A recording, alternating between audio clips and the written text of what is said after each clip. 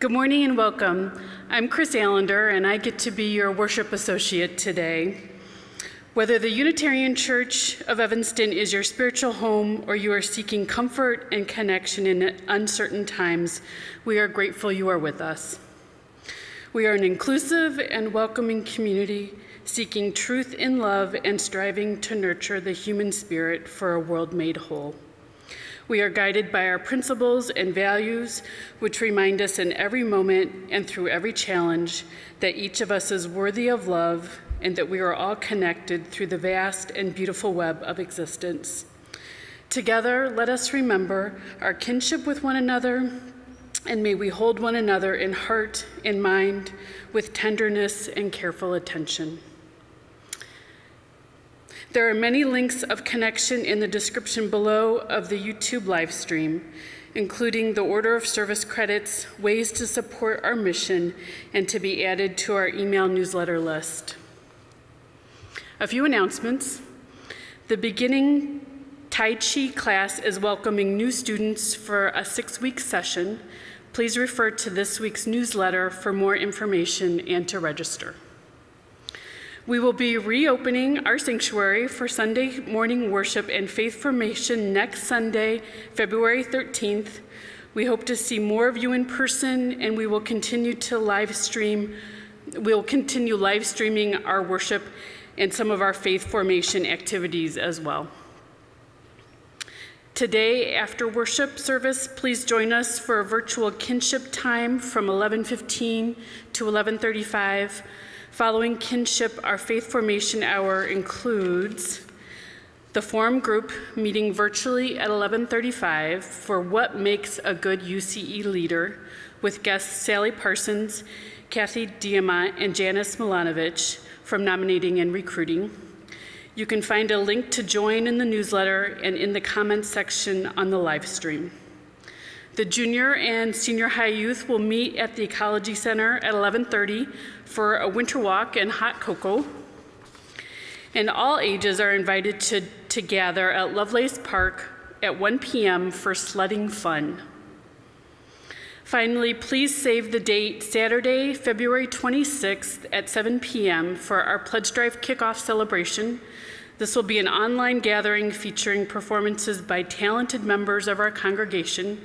Look for more information in upcoming newsletters, including how to get a free box of sweets from the UCE baking team to enjoy during the sweet event. Now please get your chalices ready and set a place for yourself and your family as we join in the practice of beloved community.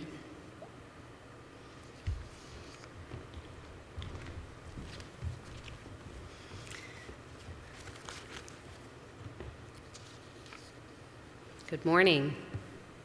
Our opening reading is We Hold On by Teresa I. Soto, UU minister, activist, and poet serving First Unitarian Church of Oakland, California, with thanks to Reverend Leslie Takahashi and the Commission on Institutional Change.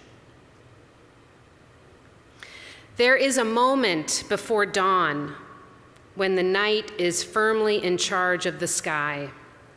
There is no arguing with the opacity that holds both a fertile imagination and a cover of destruction. Just hold on. There is a moment when the dream we share is newly born, wet and wriggling in our hands. Sometimes it's true that salvific futures look vulnerable and small before us. We remain unsure. Just hold on. Anything good was small at first. You know that Dr. King said, "I have a dream." It definitely was not that "I have a reality" speech.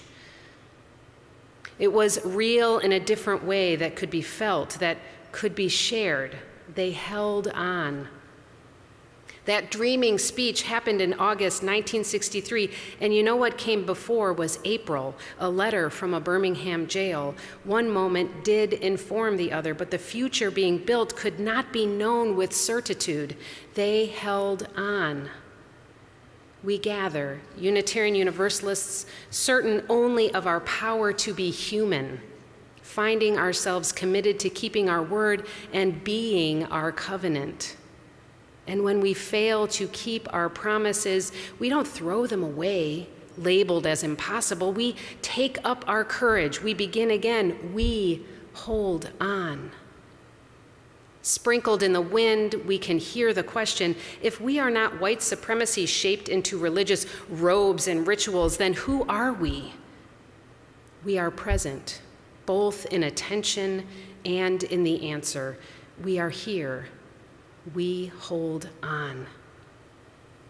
We contain multitudes, not just of questions and contradictions, but also of possibilities. We continue to labor for the creation of community in which all of us, not just each, but every part of us, is welcome in our home of faith. We hold on.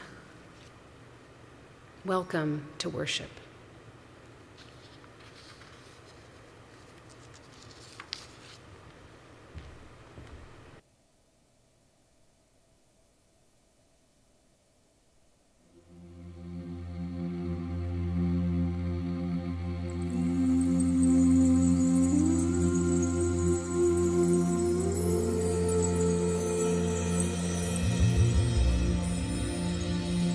Oh, love, I pray that you break my heart so wide open that the whole world falls in. I confess I've been trying so hard to keep it all out, keep it all out. So love, I pray that you break my heart so wide open that the whole world falls in. I give up trying so hard to keep it all out, keep it all out. So love, fill me, breathe me to pieces.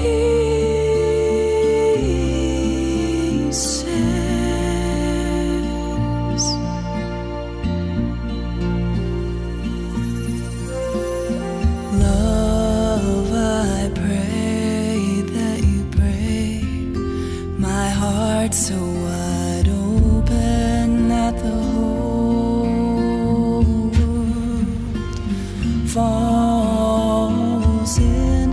If I'm made for love, make me strong enough.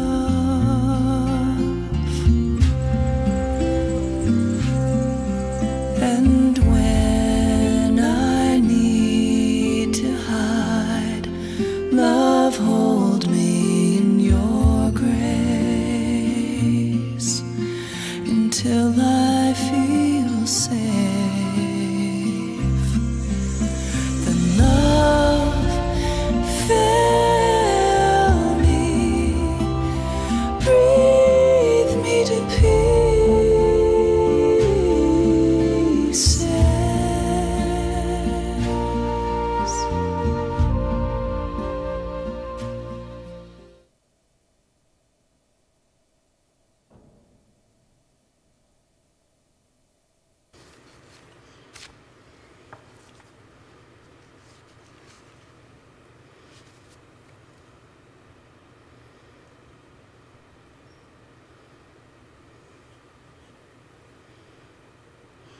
The Unitarian Church of Evanston resides on traditional homelands of the Council of Three Fires, the Ojibwe, Odawa, and Potawatomi nations. This land was recorded as being transferred from the local Potawatomi community to the U.S. government in 1829, and then sold to white settlers. After decades of violent encroachment by the French, British, and then U.S. American settlers, the Potawatomi community had no choice but to sell before they were forcefully removed west of the Mississippi River. The Chicagoland area is now home to one of the largest and most diverse Native communities in the U.S. Our faith calls us to name these realities with honor and respect as one small effort toward finding greater accountability, deeper relationship, and mutuality with contemporary Indigenous communities.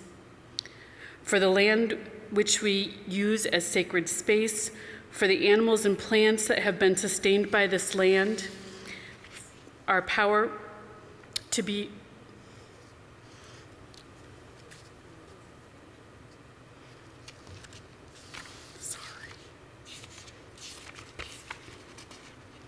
I messed up the system.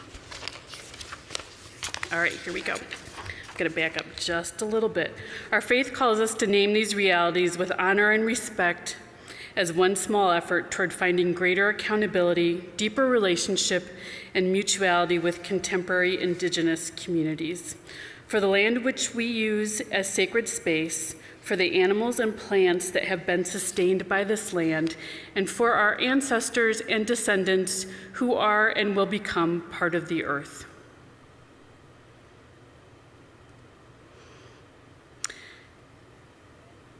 As we light our chalice, symbol of our living tradition, please join in saying these words by Deanna Van de Ver, UU minister who has served on the UU Ministers Association Anti-Racism, Anti-Oppression, Multiculturalism Committee.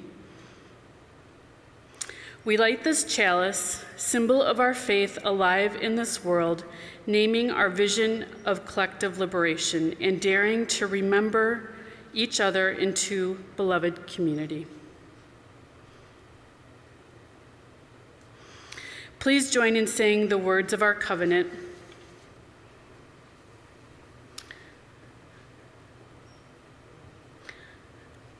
Love is the spirit of this church, and service is its law.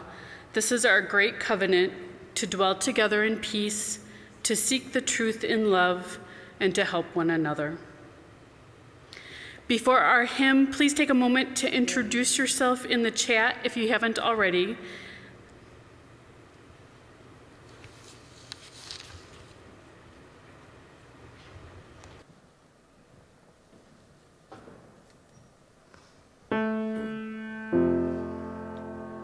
Circle round for freedom, circle round for peace, for all of us imprisoned, circle for release, circle for the planet, circle for each soul, for the children of our children, keep the circle whole.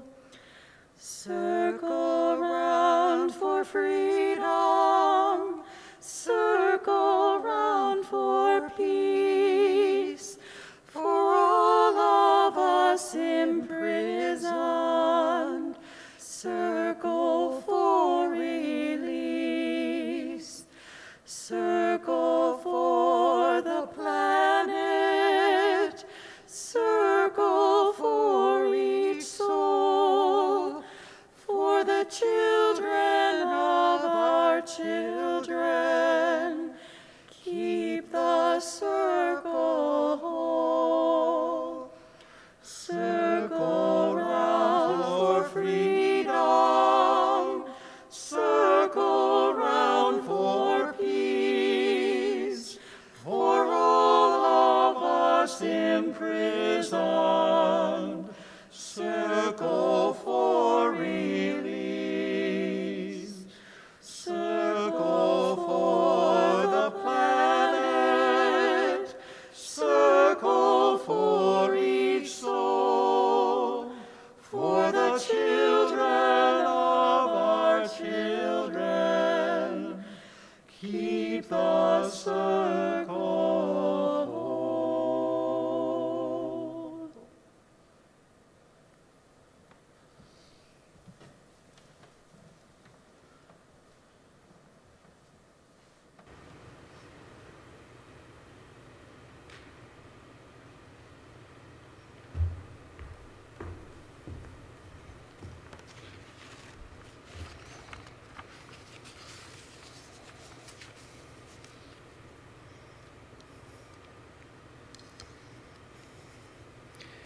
Well, today's Time for All Ages is Sophia's Guest by Becky Brooks.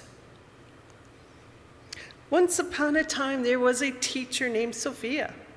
Sophia had been a teacher in the town where she lived for so long that the kids she first had in her class grew up and had kids of their own and sent them to her class too. Nearly everyone in the town knew Sophia and loved her because not only was she an excellent teacher, but she was also very kind. One day when Sophia got to work, she found a note on her desk. The note read, "Dear Sophia, I will be around tomorrow. I wonder if I might stop by your house for tea tomorrow afternoon. Your friend, God." At first, Sophia thought it was a joke, but the more she thought about it, the more she realized that if it was a joke, it wasn't a very funny joke.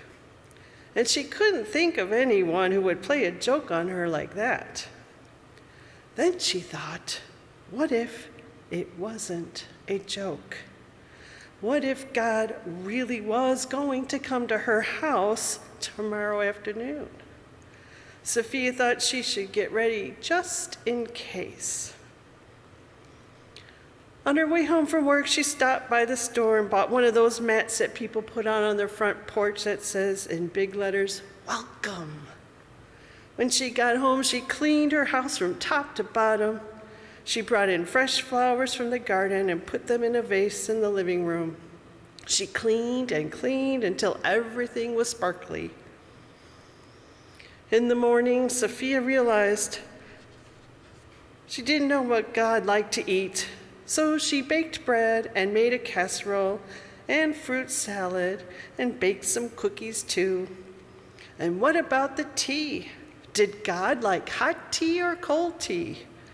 She thought she better make both. And what if God's favorite thing in the whole world was lemonade? She thought she should make some of that too. She was so nervous, she didn't know what to expect.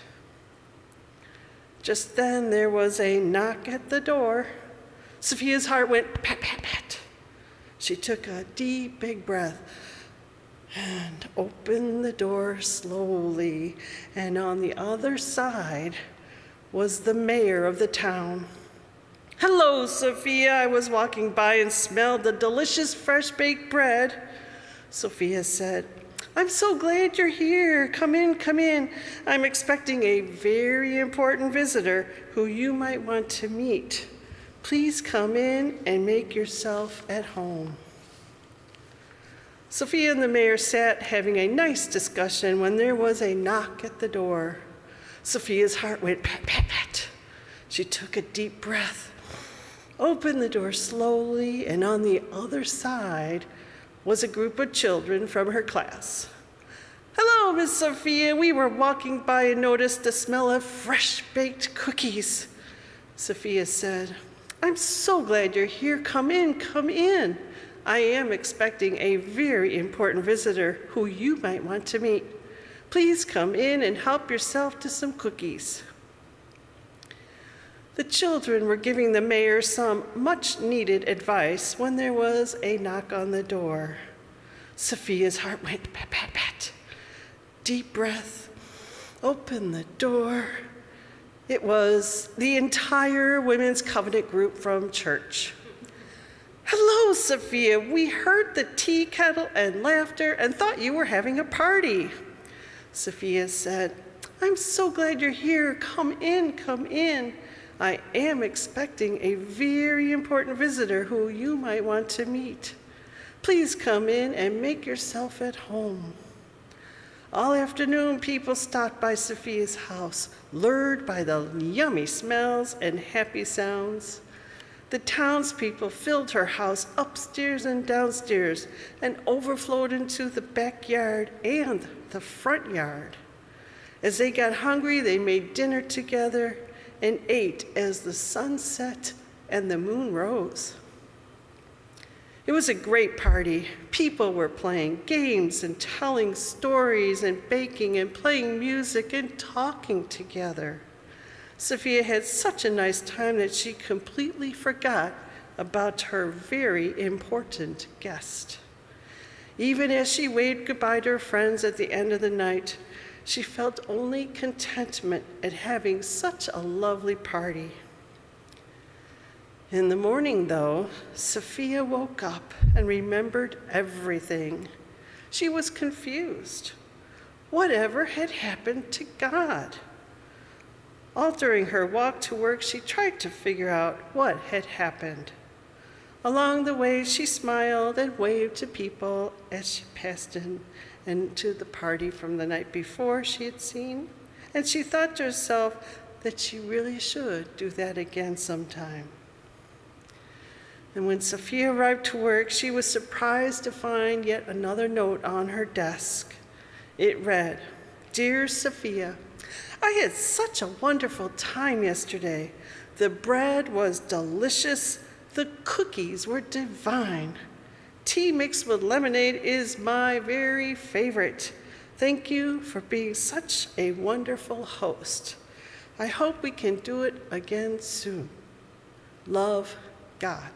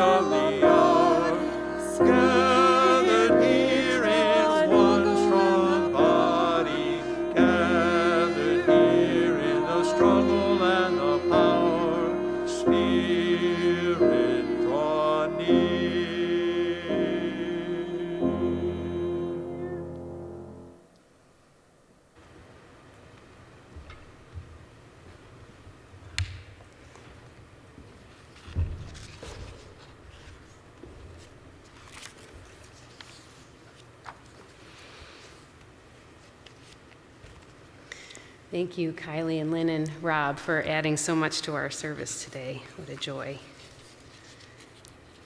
Each Sunday, we hold space for the joys and sorrows of those gathered in this virtual community. If you have something on your heart that you would like to share among us to be spoken out loud, you can enter it into the Google form found on our homepage of our website, or you can enter it into the chat, or if you can send it to me on Sunday, before Sunday morning, before about 9 o'clock, then it can get into the service. These are the joys and sorrows that have been shared with me for today.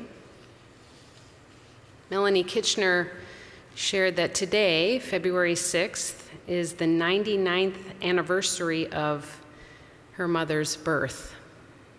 She died 3 years ago, but is too busy managing the Heavenly Contract bridge tournaments to grieve much. It's a lovely image. And from Sally and Joe Eggers, we are grief-stricken. Sally's brother died yesterday afternoon. They ask to please send them peaceful thoughts, soothing thoughts, comforting thoughts to them, and especially to her brother's family during this very difficult and challenging time.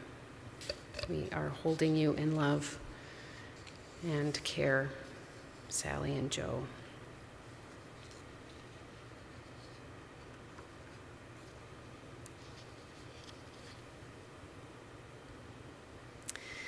This sacred space for our tender offerings is part of the practice of beloved community. Let us hold these together for a moment of silence as we seek to expand our celebrations and lessen the burden of our grief. Before our silence, I want to add one other concern that was just added to the chat, a concern for a dear friend of ours from Bob Mesley, has oppressive prostate cancer, holding that in grief as well. Please join me in prayer.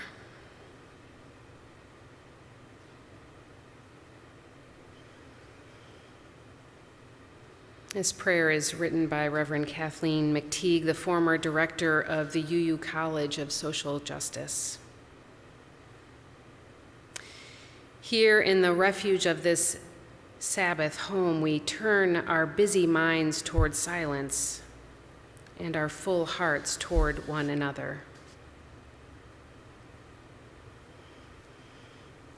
We move together through the mysteries, the bright surprise of birth and the shadowed questions of death. In our slow walk between the two, we will be wounded, and we will be showered with grace amazing and unending. Even in our sorrows, we feel our lives cradled in holiness we cannot comprehend. And though we each walk with a vast loneliness, the promise we offer here is that we do not walk alone. This is a holy place in which we gather. The light of the earth brought in and held, touched then by our answering light. The flame on a chalice, the flicker of a candle, the lamps of our open faces brought near. In this place of silence and celebration, solemnity and music, we make a sanctuary and name our home. Amen.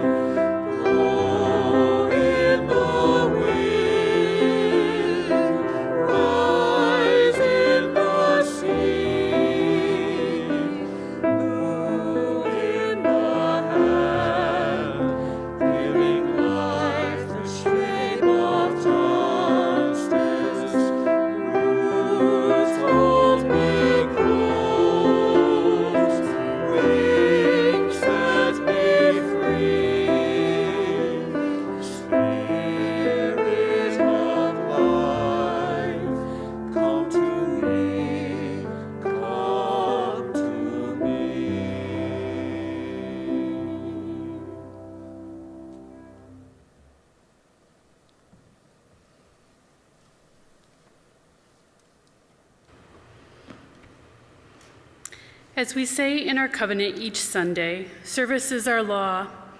UCE is called by our mission, values, and principles to contribute to our community, to form accountable partnerships, and to express gratitude through giving. Today's offering will be shared with Asada's Daughters, which organizes Black young people on Chicago's South Side, addresses survival needs, helps them develop leadership skills, and provides a place of hope. We have a short recording about the organization from their staff. Hello, I'm Aisha with Asada's Daughters. Asada's Daughters is a Black, woman-led, and gender nonconforming-led, youth-focused abolitionist organization rooted in the Black radical tradition. We use a Black queer feminist lens and relationship-based tactics to organize young people in Chicago for the purposes of disrupting the status quo and deepening escalating, and sustaining the Black liberation movement. Asada's Daughters provides young people, primarily on Chicago's South Side, with a political home to engage in political education, organizing training, leadership development, and the co-creation of community space to develop and practice sustainable skills such as conflict resolution, collective decision-making, and organizational management. Asada's Daughters assist young people and community with survival needs through mutual aid that we call revolutionary support, and we have increased these efforts throughout the pandemic. We are also working to deepen our relationships with youth and community, expand our capacity, and find a permanent home. In the words of Radical Love from Assata Shakur, we know and we believe that it is our duty to fight for our freedom. It is our duty to win. We must love and protect one another. We have nothing to lose but our chains. Thank you.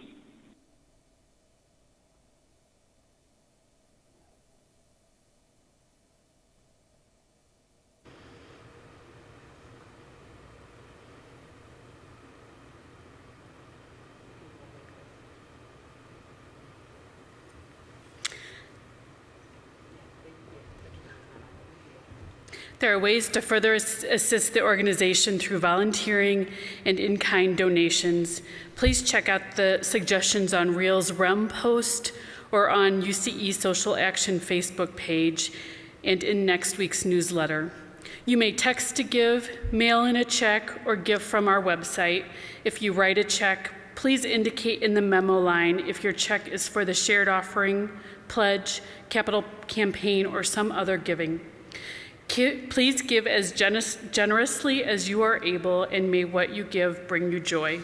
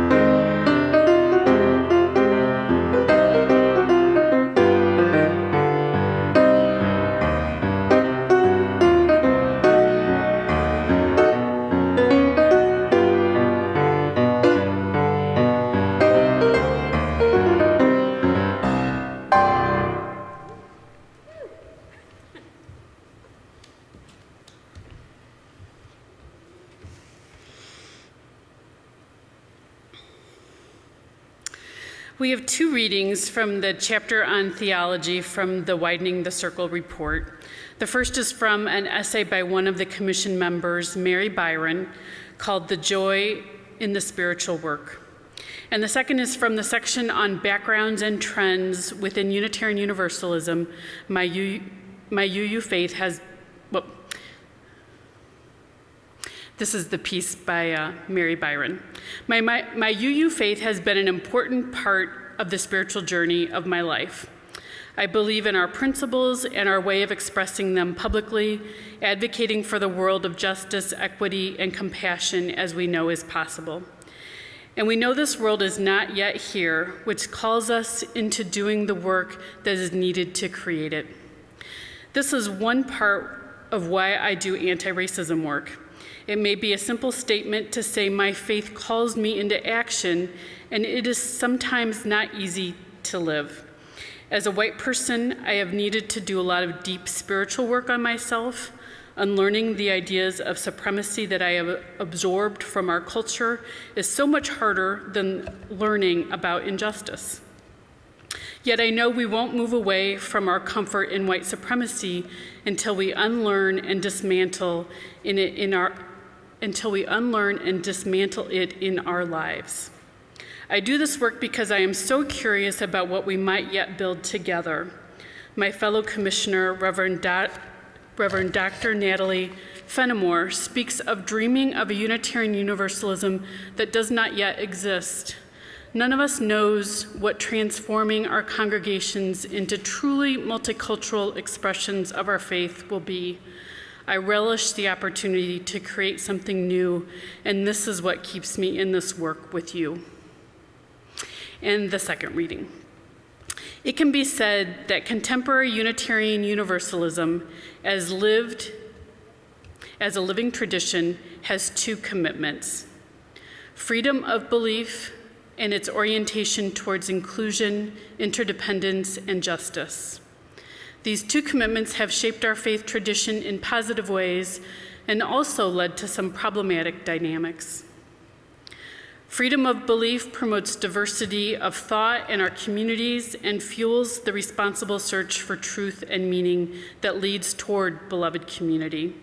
This freedom encourages exploration and experimentation, lending creativity and innovation to our communities. Yet over the decades since the consolidation of Unitarians and Universalists, an overemphasis on individual exploration and experience as the primary, if not sole, center of religious experience developed. This centering of the individual dissenters the communal as a locus of theological exploration. One of the unintended consequences has been the atomized individualism of the search for truth and meaning without accountability to its impact on communities. This has a correlation with the ways in which justice priorities and practices are lived in congregations. Justice-seeking practices of Unitarian Universalists are often not grounded on spiritual or ritual principles. Instead, justice-seeking takes the place of ritual and religious life. Justice practices cannot be used as surrogates for deepening our spiritual lives.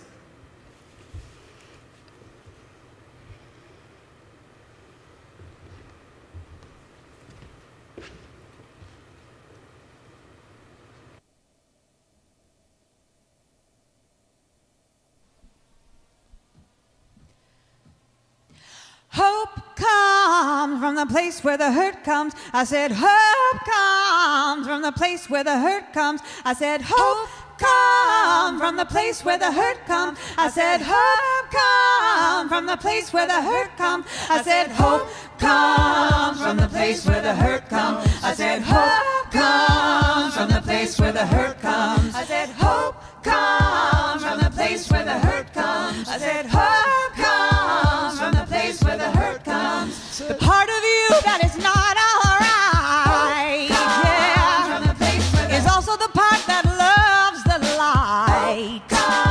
And the part of you that is suffering is the part that calls in change. And you don't have to feel ashamed. There is nothing to forgive. The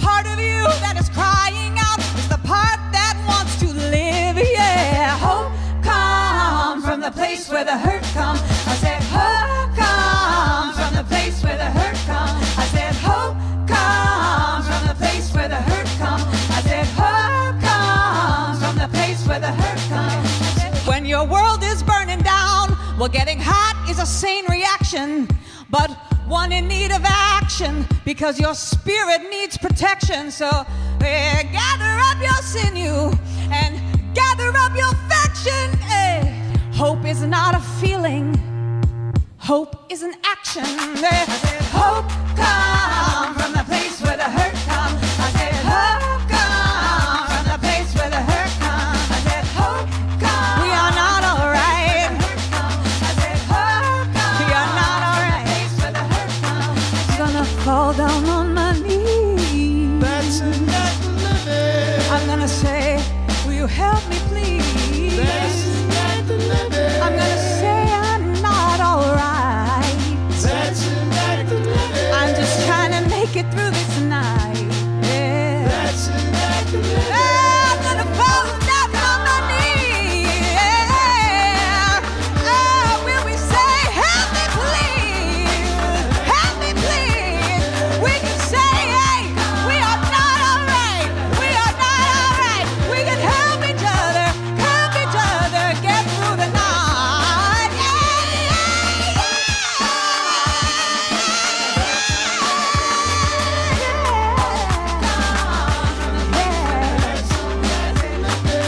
Because hope comes from the center of the hurt, in the middle of the dirt. We'll plant a seed and watch it grow into something we don't already know.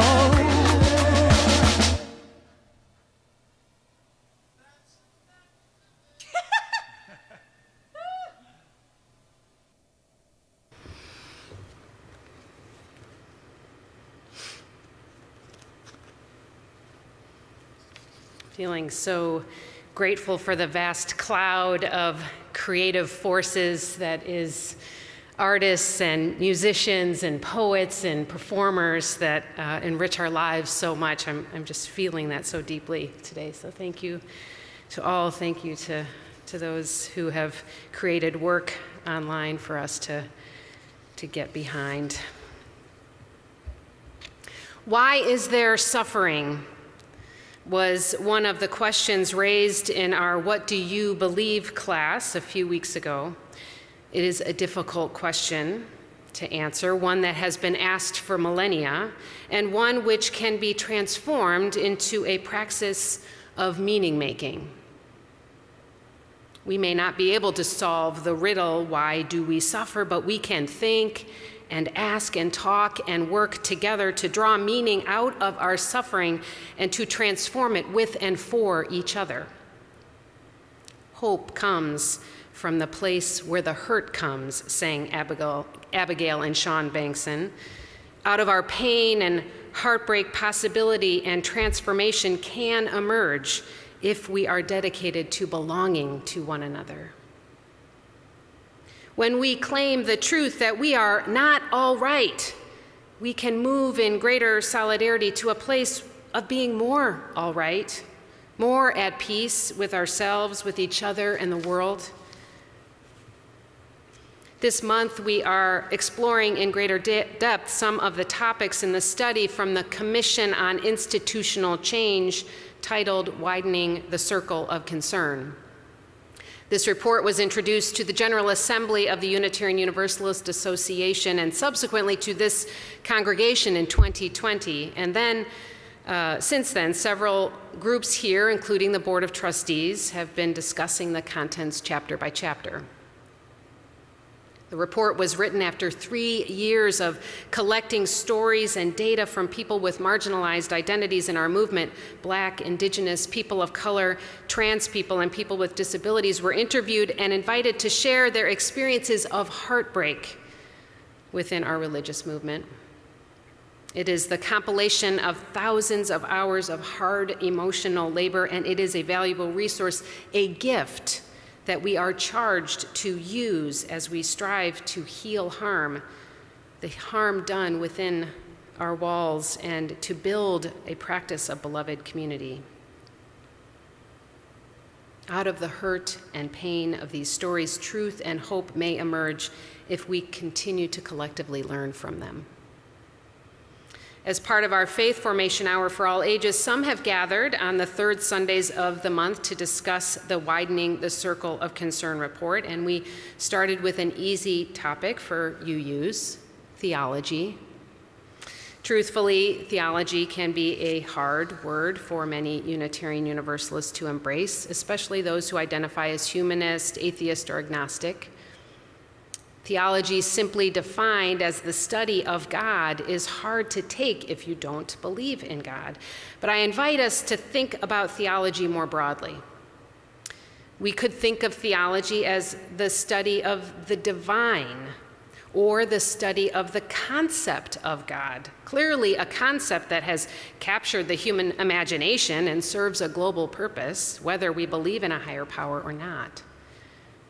As human beings, we have always sought to better understand what 20th century German theologian Paul Tillich describes as our ultimate concern. This is my understanding of theology, the study of what is our ultimate concern. Human consciousness with enough quiet and space is moved by questions like, why is there something and not nothing? Where do we come from and where are we going? These driving, pulsing questions don't just rattle around in our brains, they contain the power to inform our lives if we let them. Theology is meaning-making, and it is not reserved for academics or seminarians. It is the birthright of all of us to struggle to shape the meaning which animates our lives. We can get all wrapped up in the meaning of the word theology and whether it is worth our time to use the word God or if we should banish it from our lexicon, but all of that distracts us from our ultimate concern. Who are we? How are we interconnected? And how do we live in a way that honors life and expands love and liberation? How would life be different if these were our shared ultimate concerns and we invested in the study of them? Unitarianism and Universalism are long traditions of questioning and practicing progressive theology. The theology of Unitarianism, that God is one and not a trinity, and the eschatology of Universalism, that salvation is universal for all souls, have evolved into an ever-expanding container for the free exploration of ultimate meaning and answers to big questions. That's a fancy way of saying we, as Unitarian Universalists, don't have a unifying creed, but we do have a way of holding our diverse answers to complex questions through covenantal community, united in common purpose. The two streams of our movement merged in 1961 into one Unitarian Universalist association, and we have been wrestling with our faith identity ever since. A few years after the merger, the Black empowerment controversy challenged and nearly broke us. Following our collective failure to put our money where our mouths are in support of Black empowerment, many BIPOC Unitarians and Universalists left our movement. I am grossly oversimplifying here, and there is a great deal written about this time in our history. But my point is that our movement is not monolithically, historically, or currently all white. The many rivers of thought that have flowed into and continue to power our religious movement have included countless forces, voices, and undercurrents of diversity, which have too often been silenced, ignored, or drowned out by white liberal notions of free thought. If you are wondering why I keep talking about race and racism and oppression, it is because these are the toxins that poison the river of what could be a powerful Unitarian Universalist theology and praxis of collective liberation. Though Unitarian Universalism is a covenantal rather than a creedal faith, meaning we don't have a common creed, doctrine, or belief statement about the nature of the divine, the afterlife, or the origins of creation, we are united through our covenantal principles. And we are explicit in our commitment to uphold the inherent worth and dignity of each person and to affirm the interconnection of the vast and infinite web of existence, of which we are all a part. These can be considered our theology, our collective study and praxis of ultimate concern. Our theology connects to our efforts to dismantle white supremacy culture within, among, and beyond our congregations because as Unitarian Universalists, we are a tradition bound and committed to the ultimate concern of our human worth and our profound interdependence. Unitarian Universalism has struggled to maintain a useful tension between upholding individual freedom and religious expression and acting with responsibility to the interconnected whole. Many of us have responded to a religious dogma that devalues the individual and holds a low regard for humanity by leaning more heavily toward protecting individualism and thinking too little of community obligation. A life-giving balance of celebrating the individual worth and honoring our oneness is a theology of collective liberation I believe we can embrace. Liberation theology was a Catholic response to the political and economic struggles primarily in Latin America in the 1960s to champion the liberation of people who are oppressed. It is a theology that has been adopted by people all over the world and across marginalized identities suffering under oppression and domination. It is a theology that centers, empowers, and upholds the self-determination of those who are impoverished and colonized. Liberation theology is concerned with the preferential salvation of the poor, but also the very real and present rights and conditions of the oppressed in this life. Our Universalist and Unitarian traditions align with this concern for the conditions of the here and now and the universal right to freedom and self-determination for all. Collective liberation of all beings should be the ultimate concern of an institution which upholds human worth and dignity and recognizes our interconnection with each other and all things. Indigenous Australian activist, academic, and artist Leela Watson has said, "If you have come here to help me, you're wasting your time. But if you have come because your liberation is bound up with mine, then let us work together." End quote. Our liberation is bound to the liberation of all people everywhere, even though we each experience life differently with different advantages and disadvantages based on our identities and experiences. None of us is truly free until all of us are free. This is not an abstraction. It is a matter of real and ultimate concern. Enfleshed is an online collaboration of activists, theologians, faith leaders, chaplains, and writers who create and facilitate spiritual resources for collective liberation through prayer, liturgies, art, meditations, and teaching. You can find them at enfleshed.com. They explain collective liberation this way. Collective liberation claims all life is entangled, inseparable, permeable, eternally woven together. It rejects individualism, celebrates collaboration, and acknowledges the difficulty of the fact that we need each other. It is more than inclusion, tolerance, or representation. Its wisdom is born from the edges, the fringes, the liminal spaces. It is always evolving and or returning and or emerging thought in relationship to new encounters. It is always incomplete. Its birth depends on individual paying attention to what must be done differently in each life. Its pathways are not individualistic, but they are individualized, particular, specific, based on relationships to what must be let go of, reached for, given up, handed over, taken up, fought for, fought against, celebrated, mourned, and more.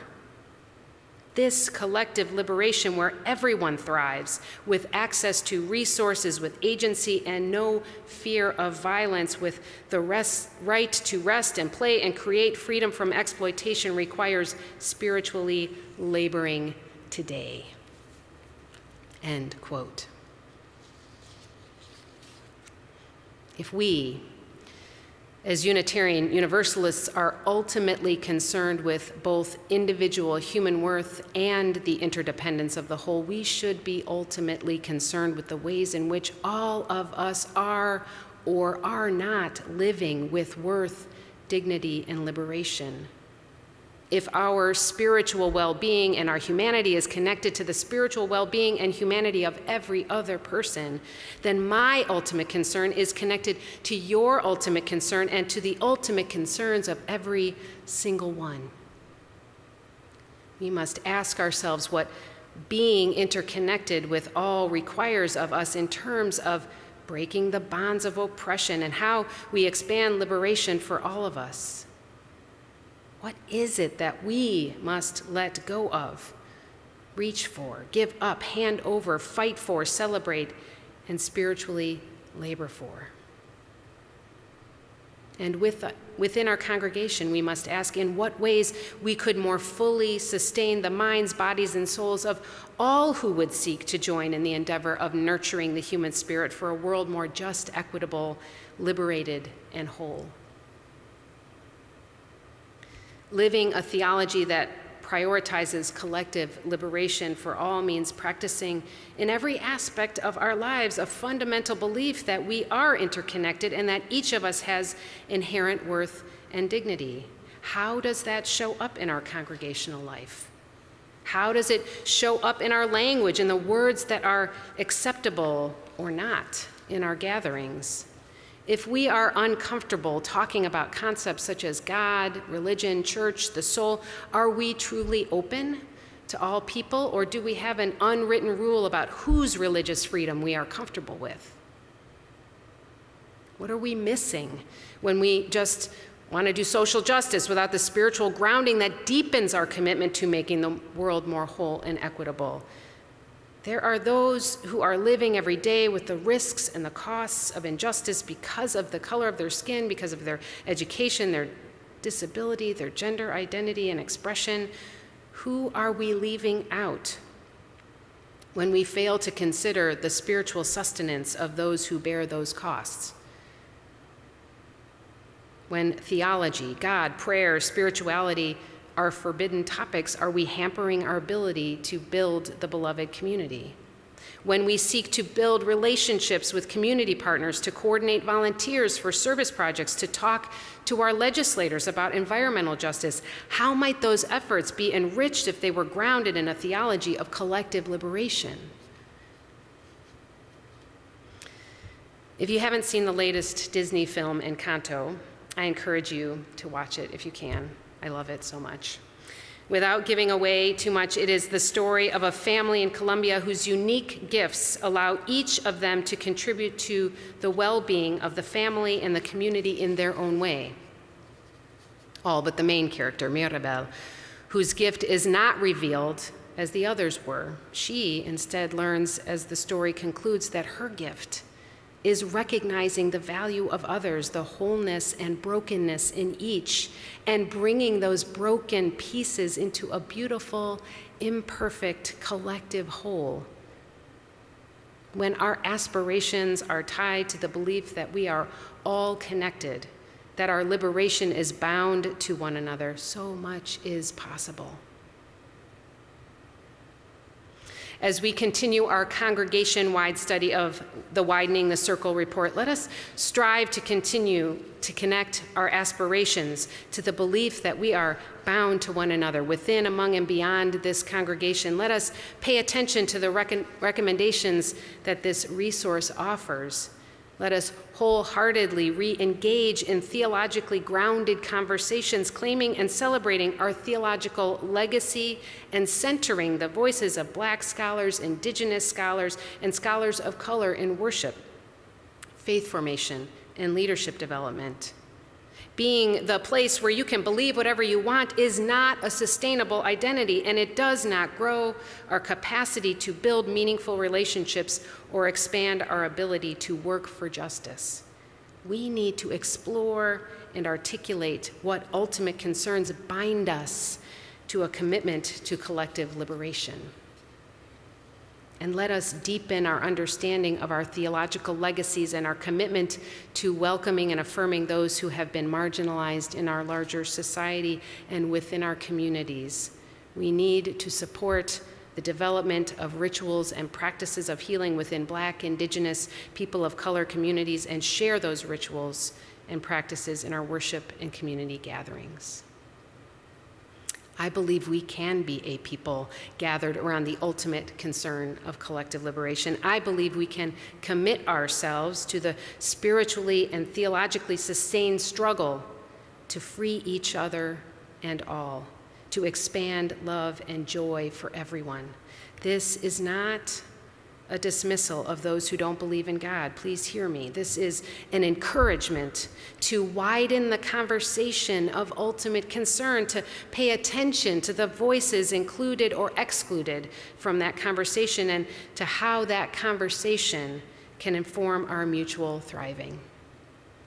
This is a charge for all of us to collectively build our capacity to hold all of it together with love and liberation as our goal. May it be so. May we make it so.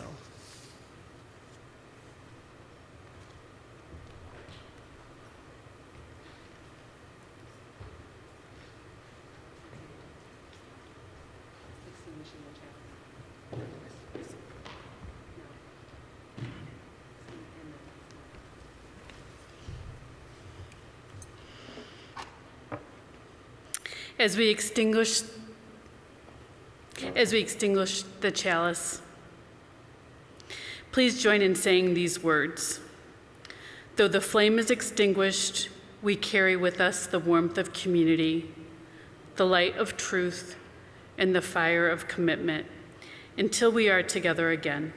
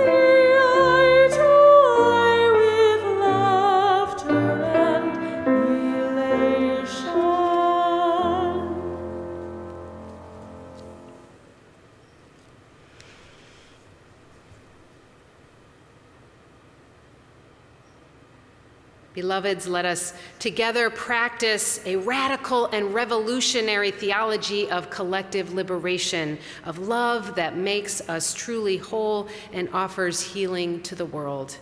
And may we practice these with joy and openness and hope. Let us go making peace.